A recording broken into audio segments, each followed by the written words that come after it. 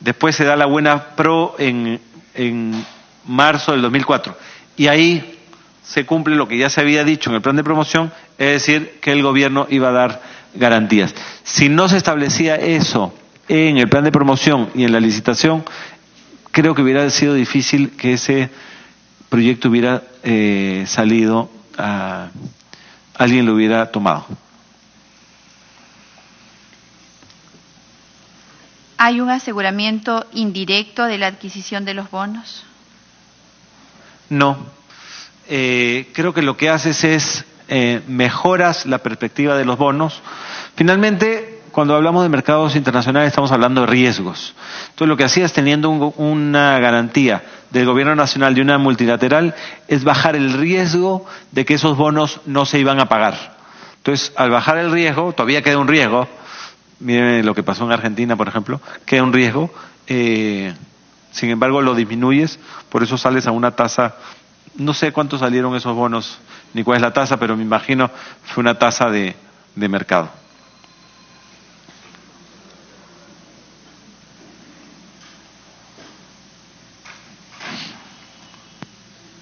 Sin esa garantía no se hubieran podido vender los bonos. Yo miré un poquito atrás, señora presidenta. Sin esa garantía no se hubiera podido dar la concesión. Es decir, el gobierno regional termina siendo muy frágil hasta ahora para que alguien pueda meterse a una obra de esa magnitud. Creo que el único que podría quizás hablar de ese tipo de financiamiento es la Municipalidad de Lima. Sin embargo, un gobierno regional normal, como no tiene ingresos, no puede asegurar que va a tener los flujos para pagar en el futuro. Entonces, sin una garantía, ese proyecto no hubiera partido. Ya que ha estudiado bastante, por lo visto, este proyecto, y es bueno, Olmos y sus formas de financiamiento, ¿sabe a cuánto asciende la deuda del gobierno regional de Lambayeque con el gobierno nacional por desembolsos para pagar a Trasvase Olmos? Señora presidenta, no es que he estudiado mucho, no participé en este proyecto, sin embargo leí un poco antes de venir. De lo que entiendo más o menos a valor presente estamos hablando como de 200 millones y de eso 165 ponía el concesionario y el resto lo ponía el gobierno nacional, me parece. Sin embargo, la parte del concesionario iba a ser repagado después con estas garantías, ¿no? El decreto supremo 014, sí, el que venimos discutiendo, también aprueba la contratación de una garantía de riesgo parcial, sí, a fin de asegurar los pagos que debía hacer el gobierno regional de Lambayeque a concesionaria Trasvase Olmos, por el concepto de retribución del servicio de trasvase de agua, recogido en la cláusula 9.3 del contrato de prestación de servicios. Tal garantía fue efectivamente contratada por usted en su calidad de ministro, hasta por 28 millones de dólares y en favor de concesionaria Trasvase Olmos.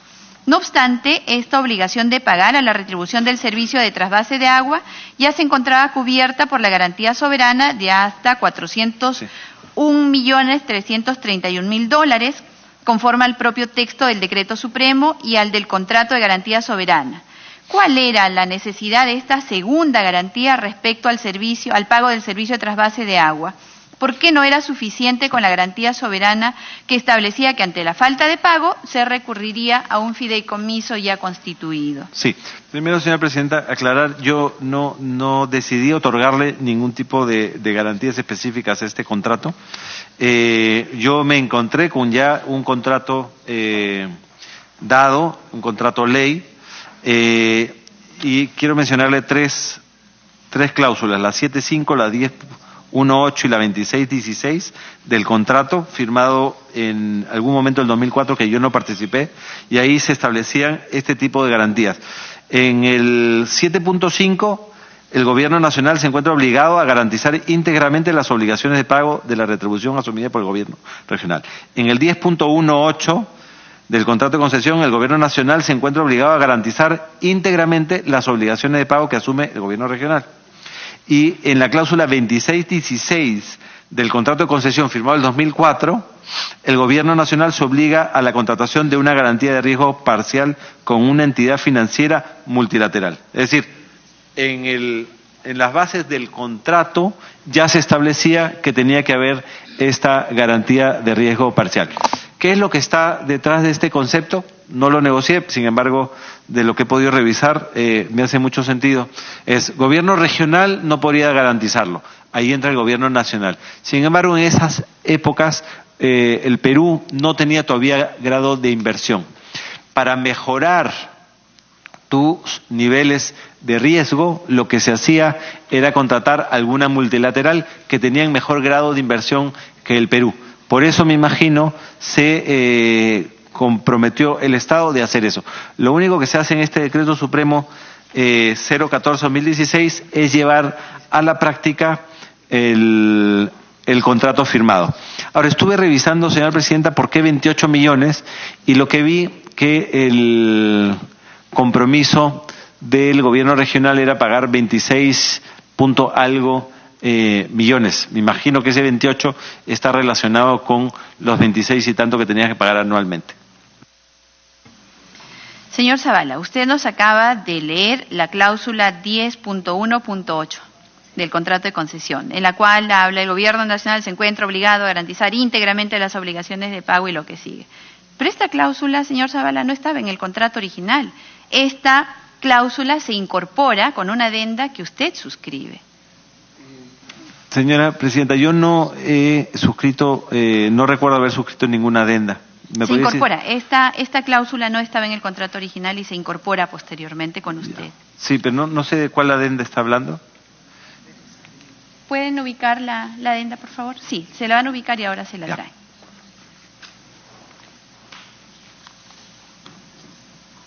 ¿Podría explicarnos, para avanzar en tanto le ubican el documento y se lo alcanzan, por qué se decidió que tal garantía de riesgo parcial sea contratada con la CAF? ¿Por qué no se eligió alguna otra entidad?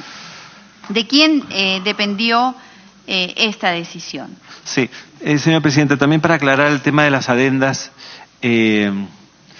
al igual que en el caso de la IRS estábamos revisando que las adendas no la firma Economía, sino la firma el concedente, que es el Ministerio de Transportes y Comunicaciones. En el caso de este contrato, el concedente es el gobierno regional de Lambayeque. Entonces, me imagino que las adendas las firma el gobernador regional de Lambayeque o algún técnico autorizado. Ahora, ¿quién establece las mejores condiciones o quién establece qué multilateral? Normalmente la Dirección Nacional de Endeudamiento es la que tiene la relación y tiene la función de buscar el mejor financiamiento. Entonces me imagino que es una decisión que debe estar dentro de esa Dirección Nacional de Endeudamiento. ¿Fue consultado usted por parte de la Dirección Nacional de Endeudamiento para tomar la decisión de que sea el contrato con la CAF? No recuerdo que se me haya consultado, sin embargo, también tengo que mencionar que en ese momento los que establecían las mejores condiciones para este tipo de endeudamientos era la CAF. Y las otras alternativas era sobre todo el BIT, ¿no? Entonces, creo que tenías la CAF y el BIT dentro de esas posibilidades. ¿La elección de este organismo multilateral acaso dependió de la propuesta económica presentada por Constructora Norberto Odebrecht S.A. en el concurso por el proyecto Trasvase Olmos? ¿Recuerda usted algo de ello? No lo recuerdo, porque no estuve en la concesión de ese proyecto. Finalmente, ¿usted tenía o tiene conocimiento de alguna empresa del señor Kuczynski involucrada en el asesoramiento para la adquisición de las garantías a las que hemos estado haciendo referencia? Entiéndase la garantía soberana y la garantía de riesgo parcial. No, no estaba familiarizado con ninguna empresa vinculada al expresidente Kuczynski sobre esos temas. ¿Tal vez algún tipo de asesoramiento en el caso del contrato de préstamo con la CAF por los 77 millones de dólares que fueron entregados como cofinanciamiento? No tenía ningún conocimiento de ninguna participación de alguna empresa relacionada al expresidente Kuczynski. ¿Usted en algún momento se interesa por saber qué empresa asesoraba a Odebrecht para obtener los 77 millones de dólares? No, la verdad que no. Hablando? Quizás, acuérdense, en ese momento estamos hablando de ya el 2005-2006 que yo era, perdón, desde agosto de 2005 que yo era ministro de Finanzas, estos son temas que se ven directamente a través de las direcciones del Ministerio de Economía. Finalmente, con respecto a los CRPAOs, preguntas Sí. Finales, CRPAOs que fueron emitidos en la adenda 3. En su calidad de titular del MEF, ¿recuerda usted si en la fecha de emisión de los informes para poder emitirlos, es decir, entre el 10 de mayo y el 20 de junio del 2006, se hubiese solicitado o no la opinión a la Dirección General de Programación Multianual del Sector Público del MEF? ¿Considera que era necesario pedir opinión a esa dirección? ¿Me repite la pregunta? En su calidad de titular del Sí. MEF. ¿Recuerda usted si en la fecha de emisión de los informes para poder emitir los CRPAOs, Sí. entre el 10 de mayo y el 20 de junio, se hubiese solicitado o no la opinión a la Dirección General de Programación Multianual del Sector Público del MEF? ¿Era necesario pedir opinión a esa dirección? A ver, yo creo que en ese momento los que tenían que opinar sobre ese tema era la Dirección Nacional de Endeudamiento, para ver si se incrementaba o no la deuda o los montos comprometidos. La Dirección General de Política de Ingresos Públicos, por si esto tenía efectos tributarios, y la Oficina de Asesoría del MEF para saber si era legal o no hacerlo. No entendería que necesariamente se tendría que pedir opinión a la Dirección General Multianual. ¿Había participado la Dirección General de Programación Multianual en alguna etapa previa? Esa dirección es la que antes era el Sistema Nacional de Inversión Pública. Entonces, esa es la dirección que tenía a cargo la evaluación del ciclo de proyectos. Entonces, lo que entiendo y lo conversamos más temprano es que con esa exoneración que sale por decreto supremo, se exonera justamente la evaluación de esa dirección de lo que fue el ciclo de proyectos. Después en las adendas como tal no le veo alguna participación puntual. Entre el 10 de mayo y el 20 de junio de ese año hubo una serie de informes que circularon entre diversas direcciones del MEF que se encontraban a su cargo y OCITRAN para analizar los posibles efectos de los certificados de reconocimiento Sí. de derechos sobre el pago anual por obras, los CRPAOs.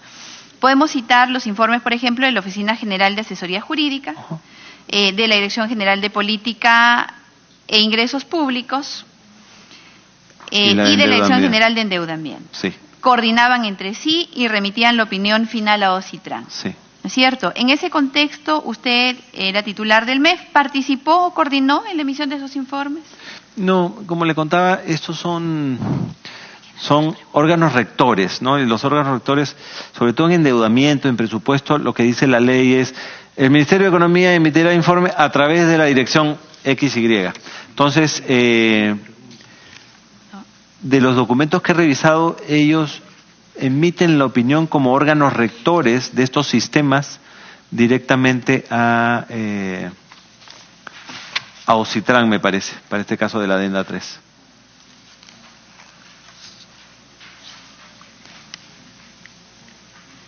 La ley 28670, publicada el 26 de enero del 2006, declara de interés nacional y necesidad pública 5 obras, entre ellas Olmos, IRSA Sur y IRSA Norte. En el marco de la formulación del proyecto de ley, ¿usted realizó alguna coordinación con el ahora excongresista Gilberto Díaz? He visto unas declaraciones del congresista Gilberto Díaz. Yo no recuerdo en particular haber hecho una reunión específica para este tema. Sin embargo, en esa época yo ya era ministro de Economía y Finanzas y era normal muchas reuniones, ya sea con la bancada oficialista, él era un representante importante en este caso, para ver diferentes temas, diferentes proyectos que tenían que ver con economía y finanzas, ya sea inversión pública, etcétera. He visto algún comentario de él que menciona que se reunió conmigo para ver el caso específico, me parece, de Majes Iguas. ¿Ninguna más?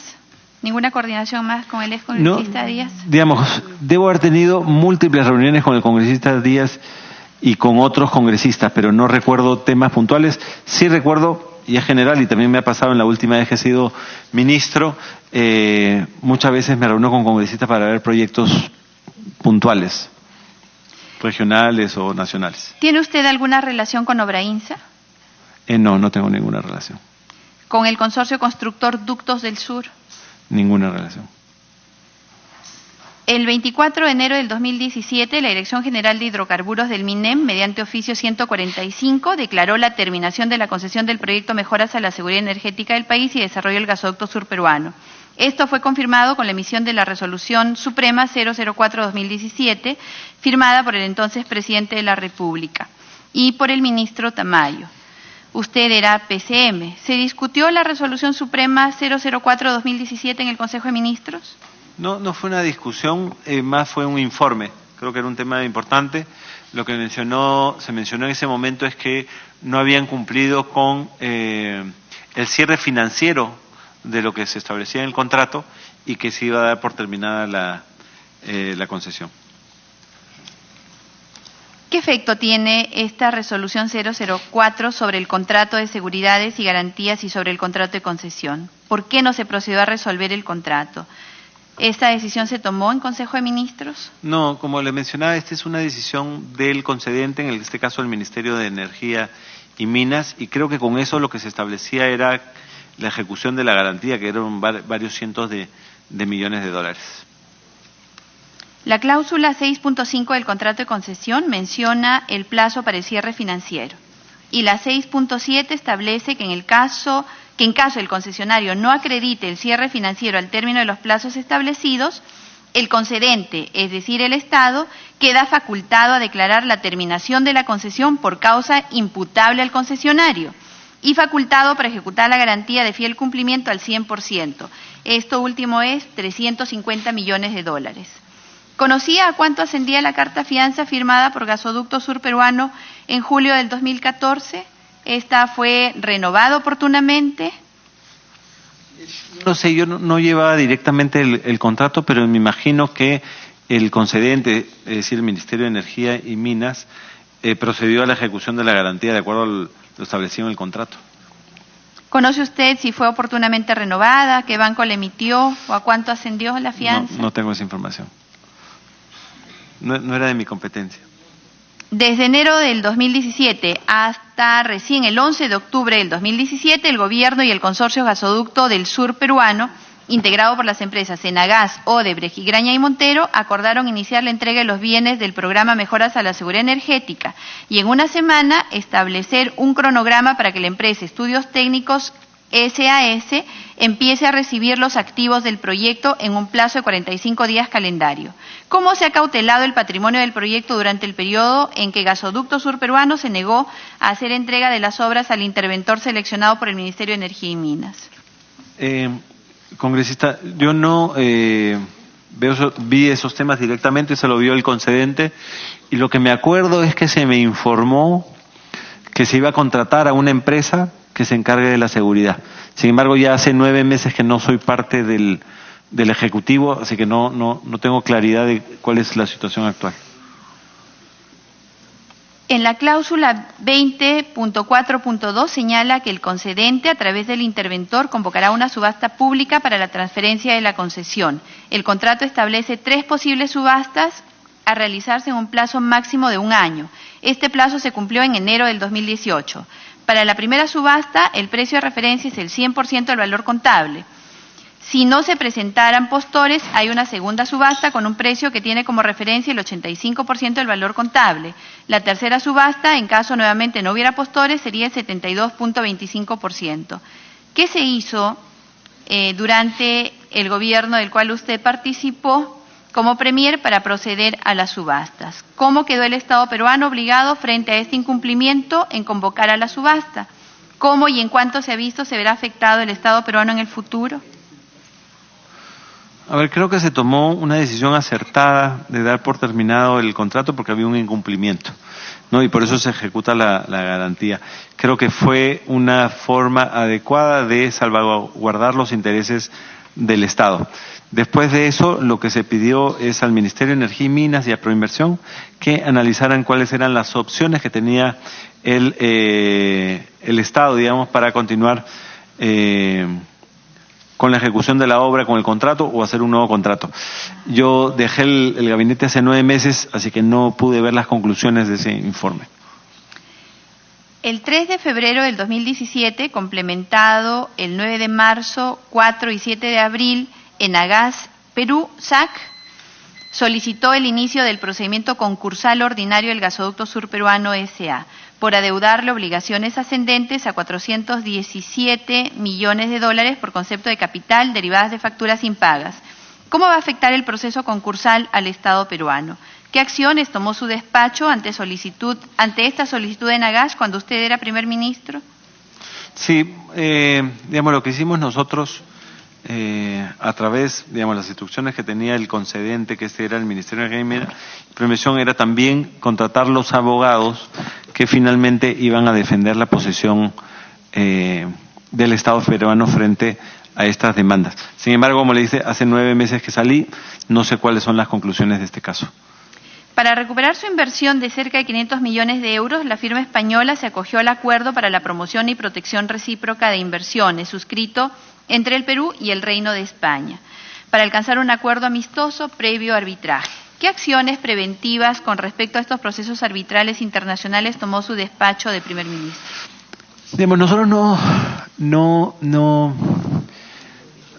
acuérdese que no es la presidencia del Consejo de Ministros la que es el concedente, sino no es el Ministerio de Energía y Minas. Entonces no teníamos ninguna acción en particular que tomar. Nosotros somos los grandes coordinadores, digamos, de los despachos de los ministerios, así que es una responsabilidad directamente del Ministerio de Energía y Minas. ¿Ustedes han tomado alguna acción? Ninguna. ¿Es solamente el Ministerio de Energía y Minas? ¿Usted ha coordinado con ellos alguna acción? Son funciones que le competen a los mismos ministerios, ¿no? Entonces, entiendo que ellos tomaron las decisiones necesarias para salvaguardar los intereses del Estado.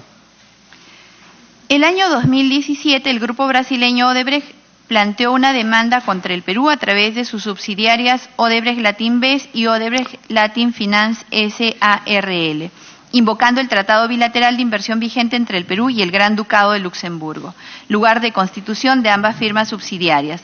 La demanda se sustenta en una presunta vulneración a las normas entre el inversionista y el Estado, como el trato justo y equitativo, de igual protección y seguridad jurídica. Ello en relación a la aplicación del Decreto de Urgencia 003-2017, que, a criterio de la constructora, habría afectado su inversión y ocasionaría una expropiación indirecta de sus ganancias, así como por la anulación del contrato del Gasoducto del Sur. Uno de los cuestionamientos al Decreto de Urgencia 003-2017 está referido a que dicha norma establece que la Procuraduría debe determinar el monto de la reparación provisional que cumplirá la empresa, cuando lo que corresponde es que lo haga un juez. Un punto que destacaría Odebrecht es que sus activos, cuando empezó este problema, valían por lo menos $3.000 millones y que como el Estado no le dejó vender, ahora estos valen apenas $1.000 millones. Es decir, solicitarán que el Estado le pague un resarcimiento por la diferencia de $2.000 millones. ¿Cuál fue el propósito del DU 003, cuyos resultados más saltantes han sido, por un lado, la destitución de la Procuradora Anticorrupción Ampuero y darle argumentos a Odebrecht para su demanda en Luxemburgo? ¿Quién elaboró el DU 003? No sabía que íbamos a tocar el DU 003, pero de lo que me acuerdo. Primero, no es competencia de la presidencia del Consejo de Ministros ver los temas que tienen que ver con el concedente, que tienen que ver con el gasoducto del sur. El objetivo del decreto de urgencia 003, acuérdense que los decretos de urgencia son propuestos a nivel del Ministerio de Economía y Finanzas. Y el objetivo fue cautelar los intereses del Estado frente a los casos de corrupción que se habían establecido de empresas brasileras. Entonces, la función de ese decreto de urgencia fue justamente cautelar los intereses del Estado. No conozco esa información que usted menciona sobre una demanda o la justificación de una demanda por parte de Odebrecht. Finalmente, en el contrato, en la cláusula 5, se dice pago indebido, que el concesionario, ninguno de sus accionistas, socios o empresas vinculadas, ni cualquiera de sus respectivos directores, funcionarios, empleados, asesores, representantes legales o agentes, ha pagado, recibido, ofrecido, ni intentado pagar o recibir u ofrecer o intentar pagar o recibir u ofrecer en el futuro ningún pago o comisión ilegal en relación con la concesión al contrato y el concurso. ¿Por qué no se aplicó la cláusula anticorrupción para resolver el contrato con Gasoducto Sur Peruano? ¿Qué consultas y a quiénes se le ha hecho sobre el tema? Congresista, yo no era parte del Ministerio de Energía y Minas, que era el concedente de este caso, así que no estoy familiarizado. Primero porque no fui parte del gobierno cuando se concedió esta licitación, y dos, porque no era ministro de Energía y Minas en ese momento. Entonces no era competencia mía, sino de otro sector. ¿Conoce a la señora Zaida Sison de Castro? No.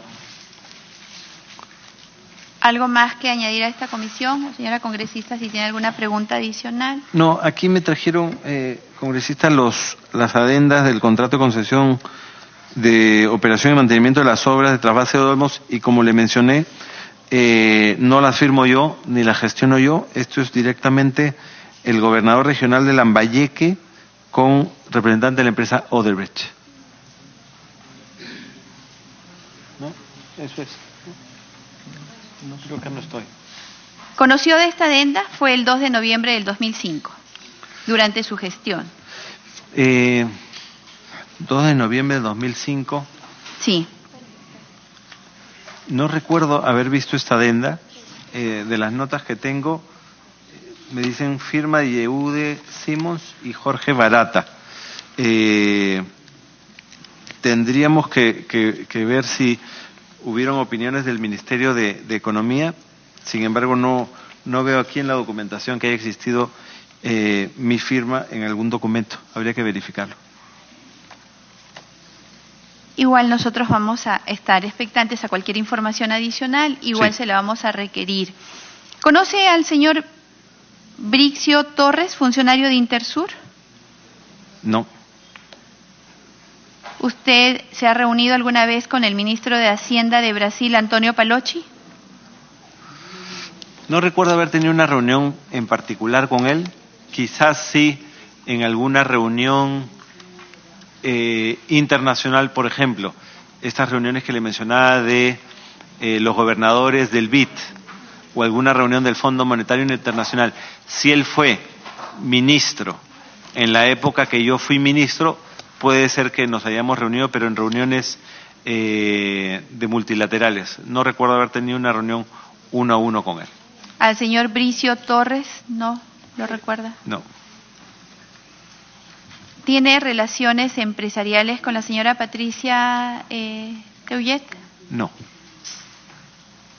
Actualmente o en el pasado, ¿ha conformado empresas consultoras que hayan prestado servicios de asesoría financiera o de estructuración financiera al Estado peruano, o a empresas que han contratado y se han hecho de concesiones u obras con el Estado peruano?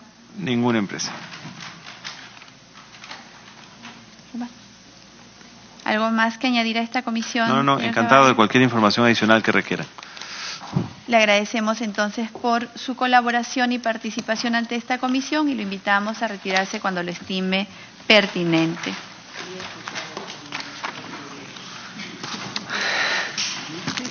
En esta comisión, no teniendo otro tema que tratar y siendo las 17 horas, se levanta la sesión.